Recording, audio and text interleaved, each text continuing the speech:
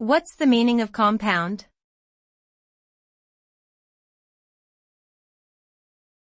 Compound.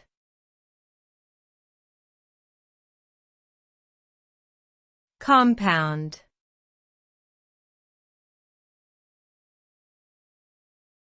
Compound.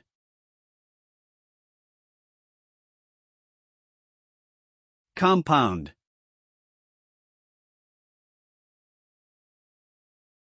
The term compound has various meanings depending on the context in which it is used. In general, it refers to a substance that is made up of two or more different elements or compounds that are chemically combined in a fixed ratio. Compounds exhibit unique properties that are different from their constituent elements. For example, water is a compound made up of hydrogen and oxygen in a fixed ratio of 2:1.